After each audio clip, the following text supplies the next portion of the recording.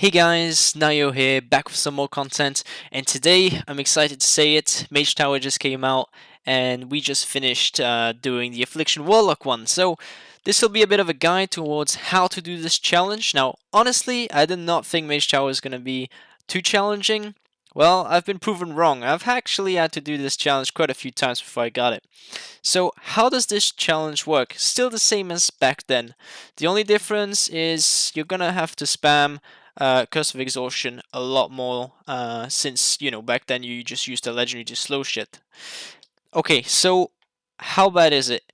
In my opinion, this type of fight, if you've done it in the past, it might take 10, 15 tries. Otherwise, it's not gonna be too bad. It's gonna take a bit practice, to be honest. Okay, so let's get straight into it. This is the gear I used. Nothing amazing, just random gear that I didn't even bother with the stats. I just equipped 2 PV trinkets I had because I do a lot of PvP currently on this character, and that's about it. So I try to get as much haste as possible, but outside of that, I wouldn't worry too much about stats. Now, if you're using time walking gear, you might be able to do it another way, but I can't guarantee that, so I'll teach you my way, the way I did this. Okay, so talents wise. Now, this might come to a shock to you, but why the hell would you ever play Inevitable Demise on this?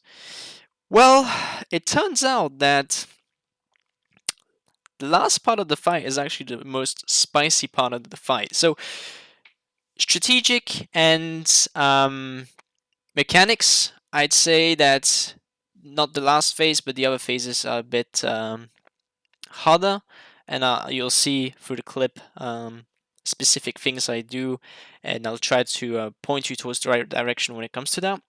Outside of that, the last phase is the toughest. Now, why? Because the second twin, the casting twin, if you haven't done the challenge, you'll see what I mean in a second. But the casting twin basically gets enraged when you kill his twin, and he does increased 500% damage. He does insane amount of damage, like completely insane amount of damage. So he does roughly 20% of your HP, 30% of your HP with Shadow Bolt. So you're like, okay, so what's the way around this?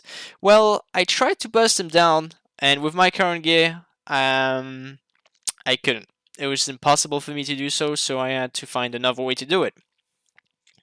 Now, what I decided to do was, okay, Affliction Warlocks have a few talents that heal them. How do we heal through this damage? It's a lot of damage, but I'm sure we can find a way. So what I decided to go for is full heal build. Now, if you're new to the mechanic, I would recommend playing Burning Rush, because that's going to save your ass quite a few times. Because if you don't have too much experience with this challenge, then yeah, you have to run away from a mob 24/7 and kite him. And as I'm sure if you've tried, you know that it can get pretty tough if you don't burst him down fast enough and such. So Burning Rush is really helpful, but I went for Demon Skin for the extra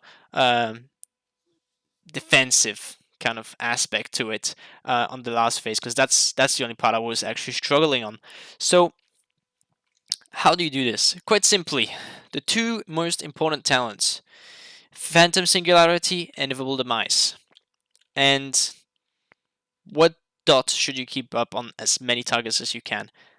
Agony. Like, I know people are tempted to play Seed of Corruption when they see a lot of targets, and until the last phase, it's fine to do so, but don't spam it too much, like, just to get rid of some mobs, not all of them. But outside of that, try to get as many agonies going, because agony allows you to get big drains. Drain does actually decent amount of single target damage, and it heals you for quite a bit of health, which is what we're gonna need. So that's one of the ways you survive on last phase when with a 500% enrage. And the second way, Phantom Singularity. Now you're like, what?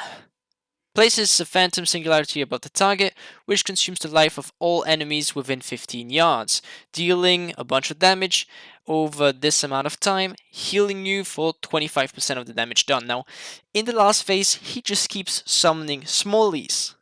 These smallies just pile up, and eventually you probably have hundreds of smallies or whatever, 50. Doesn't really matter, because you're just gonna kite them, and they're eventually gonna be in the same place roughly, and you're just going to be trying to survive by draining and try to keep some agonies up on some of the little ads not following you around, and keep your dots up on the boss, of course, and your haunt. What this does is it basically gives you like 50% of your health or 40% of your health back, which is insane amount of healing. I think we could see it here on the meter. So yeah, I mean, look at the damage it did. Phantom Singularity damage on the smallies. Fucking insane, right? Wait, what am I doing? If only I knew how to use details properly. Kick W. Right. As you can see, this is some pretty juicy healing that I've got right here. Like I basically like heal my health at the end, like consistently, as you'll see throughout the video. Anyway, without further ado, let's get straight to it. Hope you enjoyed the vid, guys, and I hope this helps you get through it. Now, quick note I have to make. There is a specific mechanic where there's a little orb that appears. It's like a little orb that with a circle around it that eventually gets smaller and smaller. If you don't do it, it spawns them up.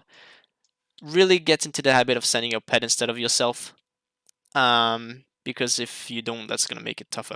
Anyway, guys, enjoy the vid, and I'll see you in the next Mage Tower guide.